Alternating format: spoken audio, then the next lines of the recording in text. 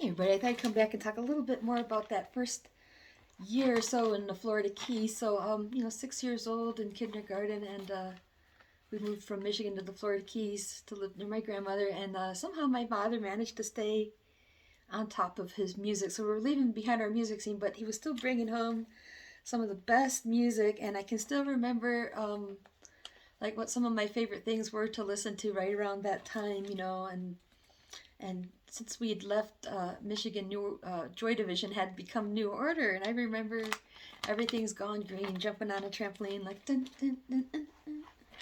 Yeah, I think I remember that first Christmas. I kind of remember some of the things around that time. I think about that. Whenever I listen to that song, I always remember the backyard, the trampoline. Same with Ultravox. That was another band I really liked. I always remember bum ba da ba da da. I can't remember.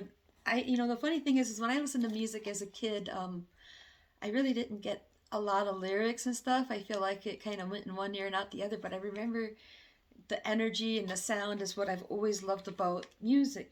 So, and my dad had already been listening to Tangerine Dream since Michigan, but they were coming out with some really killer stuff there in the early '80s, like Exit, and then Throbbing Gristle.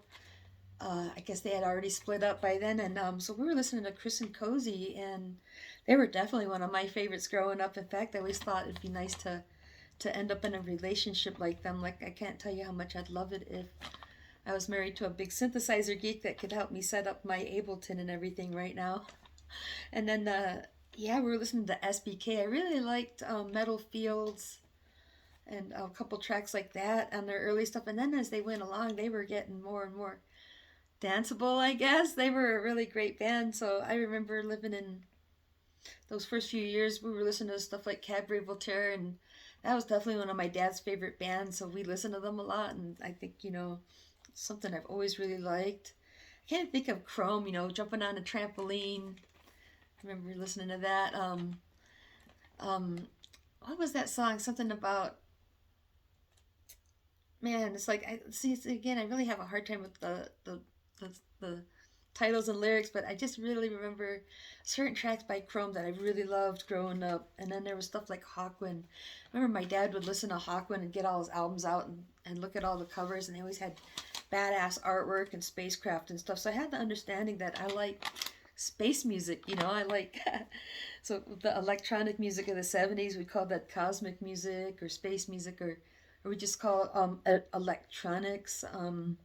But then there was stuff like Hawkwind's kind of mixed, and then um, my dad listened to a lot of kind of like what would have been like fusion and stuff from the early '70s, and I remember a lot of that. But like I can't think of one of my favorite kind of hippie bands would be like Spirit, like ha ha ha ha ha ha na, na, ha, ha. I was thinking about doing a parody about my goose, Mr. Soft. We know where you've been. But yeah, I remember some of that type of stuff, but I really liked more the electronic stuff, like that my dad was listening to back then. But we were still listening to a lot of David Bowie and Lou Reed and stuff. Like if his brothers came over to party, they would smoke pot and listen to rock and roll and the Who, and we'd go outside, me and my cousins, and play in the yard, and jump on trampoline. And then later on, I kind of remember he was hanging out with Bill and Stella, and they were listening to Oingo Boingo and Gang of Four and Killing Joke a lot around that time. And Talking Heads, I remember them since Michigan. They sounded really good there, like late '70s, early '80s. That was a good period for that time. So when I remember coming from Michigan to Florida, that was such a potent time for music. And I, I'd say '83 is when New Order's Power, Corruption, and Lies came out. That was definitely one of my favorite albums when it came out. And after that album came out, I had a vision that we were at Bill and Stella's house, and I went upstairs, and there was like a 5-year-old version of Bill Lieb there. Because I had already met Billy over there a couple times, and so it was weird because it's like he showed me myself in the future. And I was listening to Armin van Buuren, and so he was showing me in the vision that I was like spinning my nunchucks listening to Armin van Buuren, and they let me hear the music. So in 1983, I had this vision, and then later on, I relived it. And so it's kind of fun that I can remember that time so well, and these visions kind of tie me to the memories. The music ties me to the memories that at that point I was thinking, wow, that reminds me a little bit of, Ultravox and New Order. It's like kind of like my dad's music, but more evolved. So yeah, it's kind of interesting how all this comes full circle when you look at what people were doing back in the early 80s and late 70s.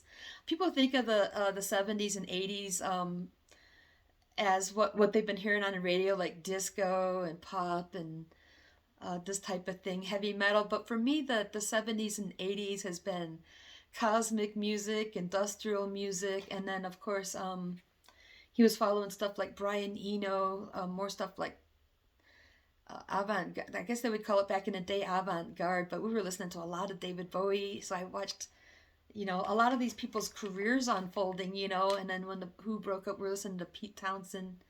So growing up with my dad and his music collection kind of gave me some insight on like the music industry, because we would talk a little bit about a person's music career. So later on, that's why I've shown you all those biographies and stuff.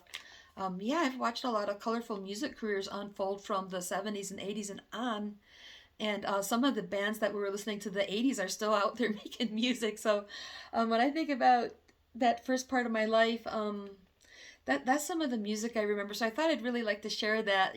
So my last video from Prairie Heron, I should call that my kindergarten playlist. Maybe I'll call this my first grader playlist, because this is the music I loved at that age. And so yeah, my parents ended up getting an organ from somebody, and that collected dust. It ended up outside, and I think the birds were nesting in it. Rather, it ended up a bird nest for my duck. And then but I've always really wanted a synthesizer, and I've always known that. And so yeah, that's probably why I didn't get into the organ. Anyways, I thought I'd share a little bit about my favorite music when I was only like 6, 7, and 8 perhaps. And I'd like to share a little bit more about Florida Keys in my next video, so hang in there. I'll talk to you soon.